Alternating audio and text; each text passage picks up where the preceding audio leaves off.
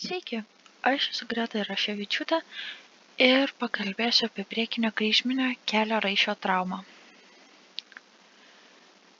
Tai šiandien pakalbėsiu, kodėl tai nutinka, kas tai iš viso yra, apie kelio anatomiją, priekinio kryžminio kelio raiščio traumos rizikos veiksnius, plyšimo diagnostiką, laipsnius ir gydymą, pačią reabilitaciją, psichologinę sveikatą po traumos, grįžimą į aikštelę, traumų prevenciją ir apie pasaulinę patirtį ir asmeninę. Futbolas tai sportinis žaidimas, kurio dalyviai kojomis arba galva smūgiuoja kamuolį, stengdamiesi įmušti jį į varžovų vartus. Šis sportas šaka yra fiziška, bet taip pat ir psichologiška. Rungtynės trunka 90 minučių ir tikrai reikalauja ištvermės ir atsidavimo. Šios sporto šakos pagrindinės ir sunkiausios traumos dažniausiai yra susijusios su čiurnomis ir keliais. Taigi, šiandien pakalbėsiu apie priekinio kryžminio raiščio traumą. Šios traumos diagnozė kiekvienam sportuojančiam yra labai skaudi. Anksčiau tai reikšdavo sportavimo pabaigą, o šiais laikais yra atliekamas priekinio kryžminio raiščio rekonstrukcijos operacijos. Po operacijos laukia ilgas reabilitacijos laikotarpis, kuris yra sportininkui sunkus ne tik fiziškai, bet ir psichologiškai. Kas tai ir kodėl nutinka? Priekinis kryžminis raištis yra viena iš audinio juostų laikančių kelio sąnario kaulus kartu. Ji taip pat padeda išlaikyti kelio stabilumą. Jei bėgdami arba šokinėdami atliksite staigų ar greitą posūkį, priekinis kryžminis raištis gali būti patemptas ar plyšti. Tokia trauma paprastai būna labai skausminga, ji gali apsunkinti vaikščiojimą. Sportininkai dažnai patiria priekinio kryžminio raiščio traumas, kai bėgdami sustoja ir greitai pakeičia kryptį. Futbolo žaidėjai sportuodami dažniau netyčia išsuka kelius nei tarkim kroso bėgikai, kurie tiesiog juda į priekį pastoviu tempu. Staigus greičių keitimas ir kelio sukimas padidina tikimybę futbolininkams pasitempti ar įplėšti priekinį kryžminį raištį. Priekinio kryžminio raiščio traumas dažniau nutinka moterims nei vyrams. Įvykus priekinio kryžminio raiščio traumai jaučiamas skausmas, sumažėja kelio judesių amplitudė, sunku pernešti svorį ant traumuotos kojos. Kartais pajaučiamas nestabilumas ar pasigirgžda pokštelėjimas. Traumos metu šlaunis sukasi į vidų, kelias būna beveik pilnai ištiestas, pėda pastatyta ant žemės, o kūnas keičia kryptį. Tokiu būdu kelias dažniausiai juda į vidų ir įvyksta trauma. Kelio anatomija.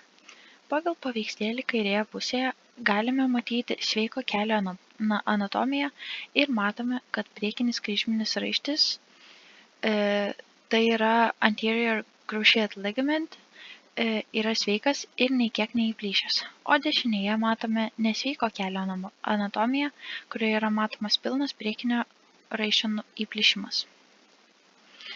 Priekinio kryžminio raiščio traumos rizikos veiksniai. Prieš tai buvusi trauma. Didžiausia įtaka turintis rizikos veiksnys patiria priekinių kryžminių raiščių traumą. Anatominiai faktoriai. Tai galėtų būti didelis svoris ir kūno masės indeksas. Neuroraumeniniai faktoriai. Prastas neuroraumeninnis valdymas, sutrikusi koordinacija, sumažėjo klubo, šlaunies, pilvo preso raumenų jėga, raumenų disbalansas tarp priekinės ir užpakalinės šlaunies raumenų dalies. Genetika. Įgimtas sąnarių laisvumas 2,7 karto padidina tikimybę patirti priekinių kryžminio raiščių traumų. Amžius. Rizika patirti priekinio kryžminio raiščio traumą padidėja po augimo spurto. Staigus šlaunikaulio ir blauzdikaulio pailgėjimas sukuria didesnius svertus tenkančius kelio sąnariui, o padidėjęs kūno svoris apkrauna sąnarius ir sutrikdo koordinaciją. Lytis.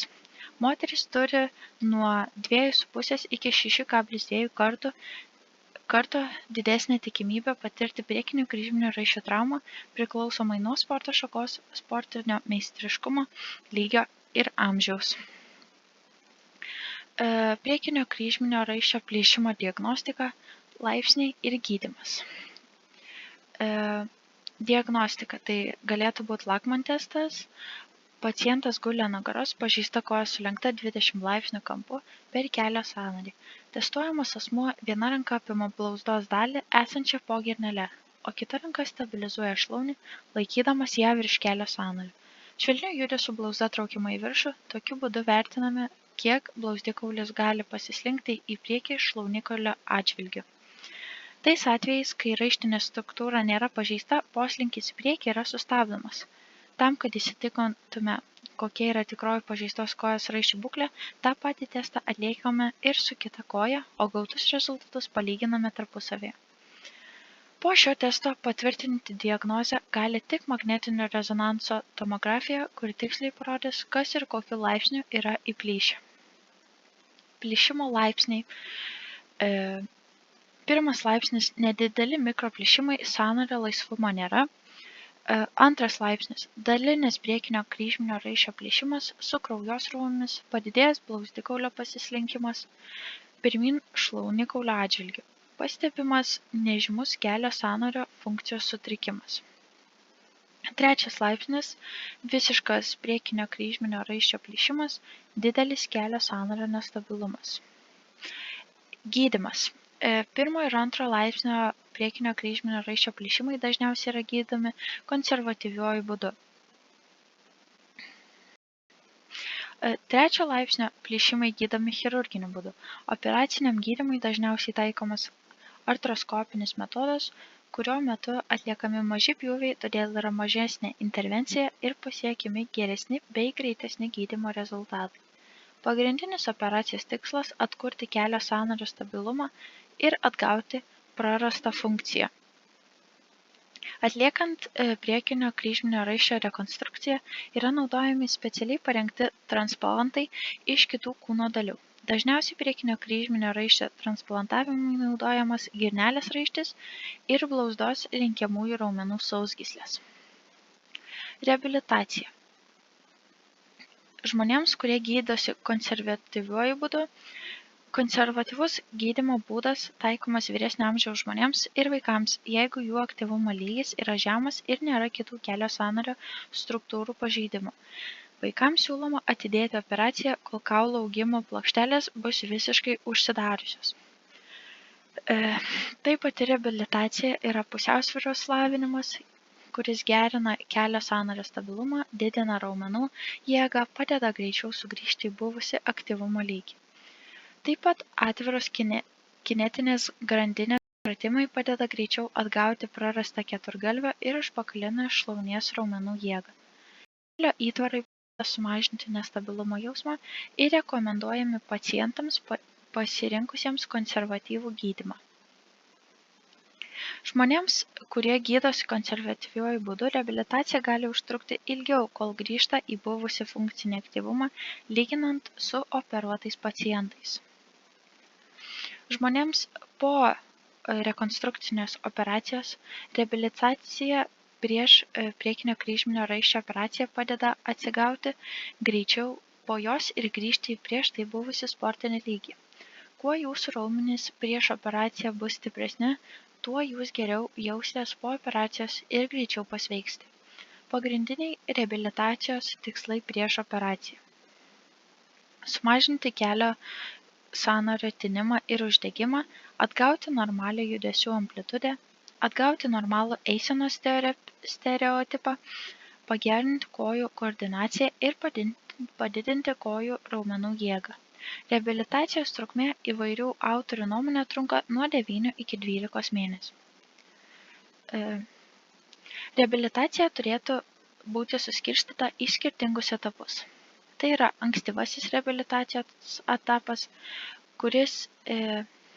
į kurį įeina pilnai ištiesti kelį, sumažinti kelio tinimą ir stiprinti keturgalvį šlaunies raumenį. Antrasis Vidurinis reabilitacijos laikotarpis skirtas pusiausvyros išlaikymui, kuris būtų artimas sveikai kojai, raumenų jėga artima sveikai kojai ir sugebėti padaryti puikia technika pritūpimo viena koja. Vėlyvasis reabilitacijos laikotarpis tai puikus šuolio atlikimas, technika, atstumas, ištvermė, vikrumo gerinimas ir žaidybinių epizodų įtraukimas į reabilitacijos programą. Taip pat pilna operuotos kojos jėga ir pusiausvyra. Psichologinė sveikata po traumos. Dėmesys turėtų būti skiriamas ne tik fizinėms ypatybėms, tačiau ir psichologiniam pasiruošimui. Ištyrus daugiau nei 7,000 žmonių patyrusių priekinių kryžminių raiščių traumų buvo nustatyta, kad 81% grįžo į tam tikro lygio sportinę veiklą, 65% grįžo į prieš traumą buvusį lygį, o tik 55% dalyvavo varžybose praėjus 3 metam po operacijos. Po sunkių traumų, kaip priekinio kryžminio raiščio plyšimas, yra rekomenduojama apsilankyti pas psichologus, kad jie galutinai paruoštų grįžimą į aikštelę ir sportininkas vėl galėtų pasitikėti savo kūnu. Grįžimas į aikštelę. Kiekvienas žmogus yra skirtingas, kiekviena trauma nors ir medicininių dokumentų išvadose skamba taip pat yra skirtinga. Dažniausiai klaida, kalbant apie grįžimą į sportą, yra vadovautis vieninteliu kriterijumi laiku. Visa reabilitacija ir grįžimas į sportą turėtų būti paremtas objektyviais kriterijais. Tokios klaidos gali lemti skausmingus išgyvenimus, dar vieną traumą, dar vieną operaciją. Grįžimo į aikštelę kriterijai. Tai keturgalvio jėga iki 10% lyginant su sveika koja, 4 šuolio testai iki 10% lyginant su sveika koja, T vikrumo testas per mažiau nei 11 sekundžių ir priekinės ir nugarinės dalies šlaunies raumenų jėgos santykis mažesnis nei 1,5:1. Traumų prevencija. Priekinių kryžminių raiščių trauma įvyksta per daug greitai ir sąmoningai išvengti traumos neįmanoma. Traumų prevencijos programų metu turėtų būti treniruojami staigūs krypties keitimo, nusileidimo judesiai, lavinami saugūs judesio modeliai ir gerinamas kelio stabilumas. Stiprinami keturgalvio šlaunies užpakalinės šlaunies raumenų grupės, sėdmenų, pilvo preso raumenys. Moksliniais tyrimais yra įrodyta, kad traumų prevencijos programa sumažina riziką patirti priekinių kryžminių raiščių traumą net 62%. Pasaulinė patirtis. Chloe Kelly 2020-2021 metų sezone žaidžiant su Manchester City ekipa susidūrė su Birmingham City vidurio gynėja ir dėl per stipraus kontakto patyrė priekinio kryžminio raiščio traumą. Pati Chloe Kelly sakė, kad negalvojo, jog tai bus tokia sunki trauma, nes skausmas jau kitą rytą nebebuvo toks didelis, ji tiesiog negalėjo sulenkti kelio. Išgirdusi diagnozę, ji iš karto labai nuliūdo, bet žinojo, kad sunkiai dirbdama ji grįš į aikštę ir bus dar stipresnė, nes be futbolo ji jautėsi kaip niekas. Mano asmeninė patirtis. Aš patyriau priekinio kryžminio kelio raiščio traumą 21-22 metų sezone. Ką tik buvau grįžusi po prieš tai patirtos kirkšnės traumos. Gali būti, kad nebuvau dar pilnai pasiruošusi. Stovėjau gynyboje ir į mane įbėgo kito klubo žaidėja. Krentant pakrypo kelis ir pilnai nuplyšo raištis. Patyrus šią traumą supratau, kad ji yra sunkesnė psichologiškai nei fiziškai. Patyrus šią traumą svarbiausia turėti žmonių, kuriais pasitiki ir kurie tave palaiko, nes be jų ši trauma būtų dar sunkesnė. Ačiū už dėmesį.